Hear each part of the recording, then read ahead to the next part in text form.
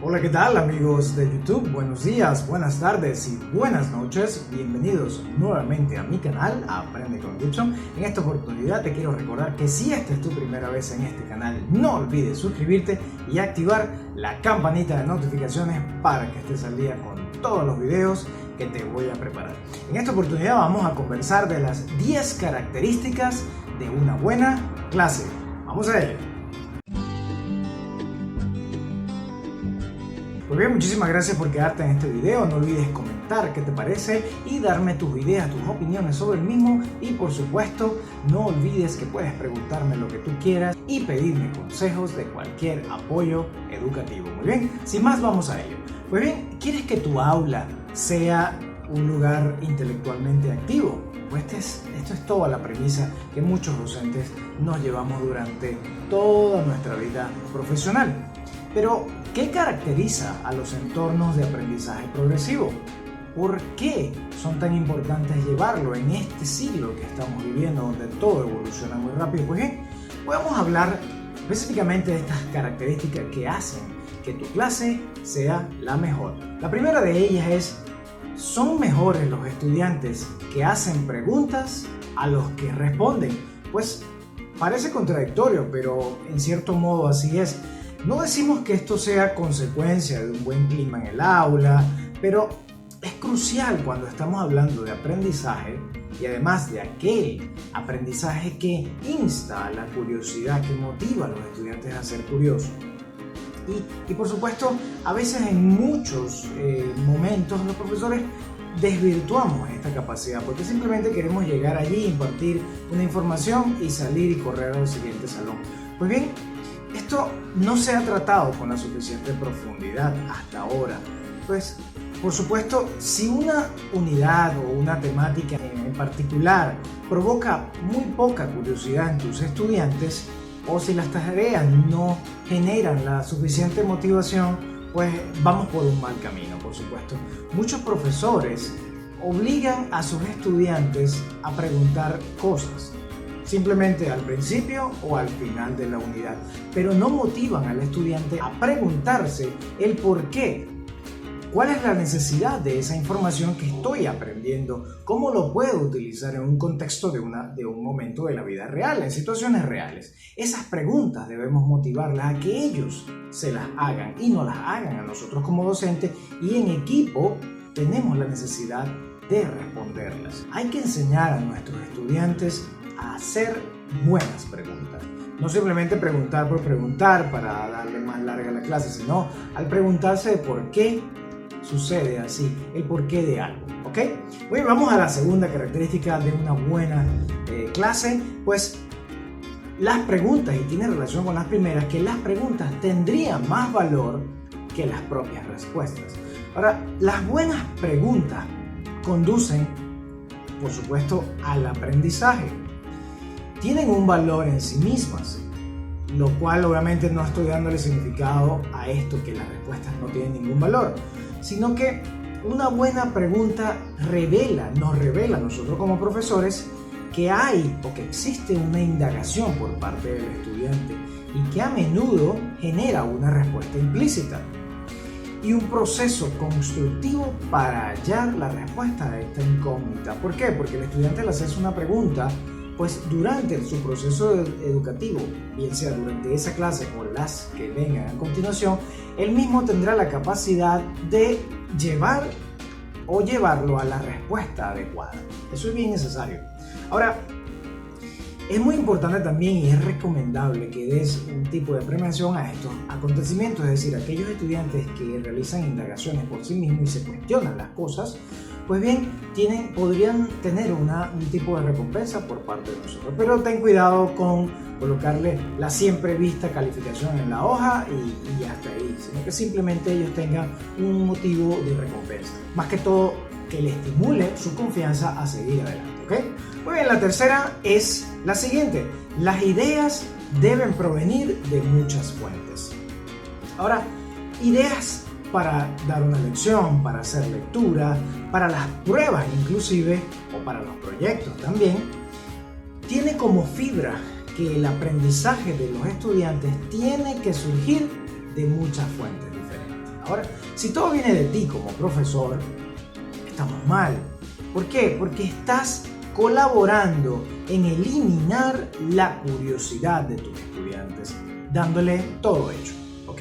Ahora, la comunidad educativa, muchos expertos también, aparte que muchas personas que están fuera del ámbito educativo, por ejemplo, algunos físicos, lingüistas, entre otros profesionales, o los propios estudiantes, son excelentes fuentes de conocimiento, son excelentes fuentes de ideas innovadoras para la preparación de tu clase, trabajo, lecturas, entre otros, ¿ok? Un gran cambio en la credibilidad de los contenidos y aportan muchísimo valor a la información impartida en el salón de clase. Busca a cualquier persona, no te quedes con lo único en el cuadro que normalmente muchos profesores se encierran.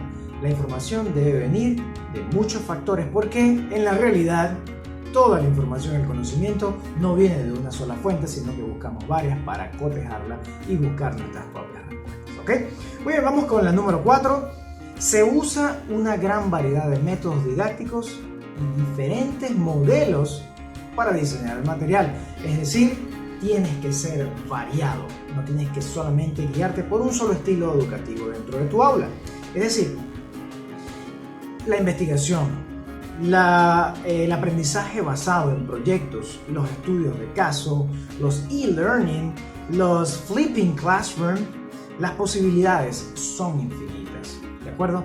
Hay muchas actividades que puedes conseguir a través de la web que te den ideas de cómo dar tus clases de la mejor manera posible. Además, ningún método por sí solo satisface a todos los estudiantes. Recuerda que todos los estudiantes son diferentes y cada uno aprende de forma variada. Hay que variar y adaptarse a la diversidad de tu salón de clase. Eso es sine qua non. Además, esa diversidad incide en tus capacidades y en las habilidades que tengas tú como docente. Ponte a prueba, cambia, modifica y adáptate a tus estudiantes y verás que tu clase va a ser mucho mejor. Muy bien. La siguiente característica para una mejor aula de clase es, y esta es la número 5, las aulas deben estar inmersas en el mundo real o en la comunidad. Por supuesto, siempre hemos hablado de esto, no podemos quedarnos en la información del libro y hasta allí, solaparla con una y otra, pero ¿cómo utilizamos nosotros como estudiantes, en el caso de los estudiantes, esa información en nuestro mundo real, en nuestra vida cotidiana? Y las aulas de clases tienen que ser un medio para darles el conocimiento y las herramientas necesarias para que sean ellos los que en un mañana puedan tener las mejores capacidades en ese mundo real que los espera. ¿Ok? No tiene sentido alguno que el aprendizaje ocurrido en el salón de clase no trascienda al mundo real y que ese mundo real donde todos convivimos no llegue al aula. Es decir, esa comunicación entre el mundo real y el aula en muchos casos está cortada y no tiene ninguna interacción. Debemos cambiar eso. Hay que combinar todo. Tenemos que combinar el entorno digital, el entorno físico, los libros, los murales, las TIC, los trabajos manuales, todas estas características en una sola y verás que tu aula de clase será la mejor. Vamos con el sexto punto y es el siguiente. Personalicemos el aprendizaje basándonos en varios criterios. ¿Y qué es esto? Bueno, esta personalización es posiblemente el futuro. Muchas veces en casa se le da o se le remarca toda la responsabilidad del rendimiento que pueda tener un estudiante netamente al docente. Y ojo con esto, porque es un trabajo que tiene que ser entre tres, entre la escuela, la casa y, por supuesto, el estudiante. Ahí tiene que haber un factor común, un factor que los una a todos. Esto hace de la planificación individualizada todo un reto, porque te imaginas como nosotros como docentes hacer una planificación que vaya dirigida a cada estudiante. Pues bien, no necesariamente tiene que ser así, pero tiene que haber una diversidad de actividades dentro de tu clase para que se pueda adaptar a lo complejo y a las diferentes capacidades de tus estudiantes. No solo los resultados académicos de tus estudiantes o el nivel, por ejemplo, de competencias lingüísticas. Por ejemplo, deben incluirse preferencias de trabajo, disposición a diferentes contenidos, a los intereses de tus estudiantes, y esto es un factor bien importante. Y esos intereses los puedes evaluar fácilmente al inicio de tu año escolar o cuando inicies un trimestre, porque ya ahí vas a ir conociendo cuáles son las habilidades y las capacidades y lo que motiva a tus estudiantes y así integres todo eso dentro de tu planificación. ¿Okay? Bien, vamos al séptimo. Esta séptima característica que te va a ayudar muchísimo es evaluación transparente, auténtica y no punitiva. ¿Y a qué me refiero con esto? Pues la evaluación es un intento de saber lo que alguien entiende. En muchos casos es así. Lo más frecuente es separar normalmente a los buenos alumnos de los malos estudiantes. Ahora, y esto lo hacemos en función a un número, a una letra, a una clasificación o a una calificación. Para empezar, podríamos dudar de lo adecuado de los métodos de evaluación que actualmente utilizamos. Eso de entrada. Tenemos que trabajar en el análisis del aprendizaje. ¿Cuáles son las capacidades que ellos van aprendiendo y qué capacidades ellos están mejorando y obteniendo que anteriormente no tenían y que tú como profesor les debes inculcar? ¿Ok? Pero lo central es que la evaluación debe netamente ayudarlos siempre a mejorar. No debe ser un tipo de evaluación que los mantenga estáticos y nunca vayan más allá, es decir, que nunca mejoren sus capacidades o sus cualidades. ¿Ok? Eso es lo que radica esta importancia, y este video te lo estoy haciendo por eso, porque debemos darle importancia a la retroalimentación. Es por eso que tu retroalimentación es también importante. Déjame tus comentarios para saber qué opinas de ello, ¿ok? Luego voy a leerlos. Muy bien, la característica número 8 es que los criterios de éxito son bastante equilibrados. Los estudiantes no deberían tener que adivinar qué significa para nosotros el éxito. No deben hacer eso. Tampoco debería ponderarse totalmente sobre la participación. Los resultados de las pruebas objetivas y los factores individuales de predisposición, actitud y comportamiento. Ahora, tenemos nosotros un marco coherente para definir lo que es el éxito. Pues, si tienes uno ya establecido, es importante que lo pongas en relación y lo coloques dentro de tu salón de clase y lo lleves en práctica, porque cada uno de tus estudiantes tendrá una opinión diferente o que lleva cierta relación, pero no se adapte totalmente a lo que tú conoces como tener éxito, porque para cada uno de ellos significa algo diferente.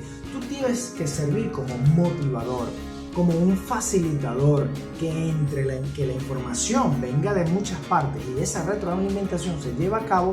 Cada uno va a tomar como éxito lo que ellos consideren va a ser mejor, pero ojo, tienes que apoyarlos y siempre conversar con ellos para mostrarles que los mejores caminos son posibles. ¿Ok? Vamos con la característica número 9, y es que los hábitos de aprendizaje siempre deben realizarse en un constante modelado. ¿Y a qué se refiere esto?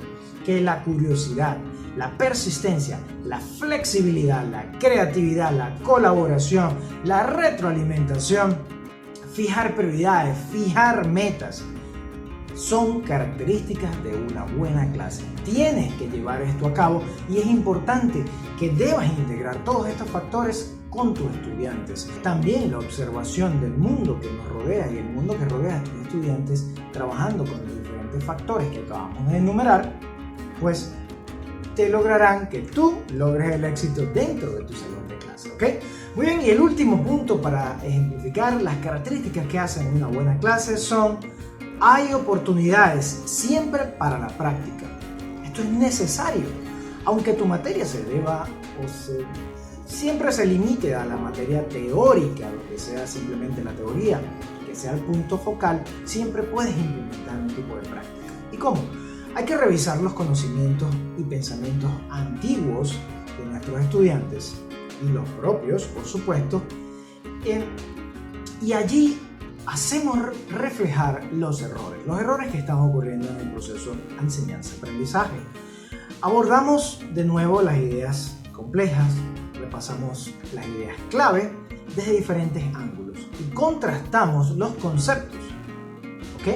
Ahora, viajamos, ascendemos y descendemos dentro de la taxonomía de Bloom, que analizamos cuáles son las prioridades en cuanto a las necesidades de todos los seres humanos para maximizar las oportunidades del estudiante de comprender, de aprender y de demostrar. Si utilizamos inclusive esta taxonomía dentro del salón de clase en cada estudiante, a través de la práctica continua del conocimiento, les damos mayor oportunidad a nosotros en primer lugar de conocerlos más a ellos, de cuáles son sus prioridades o sus necesidades, y a nosotros nos ayuda a que ellos comprendan, aprendan y demuestren ese conocimiento. Pues bien, no me quiero despedir sin antes recordarte que le des un like así de gigante si te gustó este video. Déjame el comentario qué te gustó, qué otra característica para un buen salón de clases añadirías. Muy bien, amigo, como siempre digo, nos vemos en la próxima. Muchas gracias.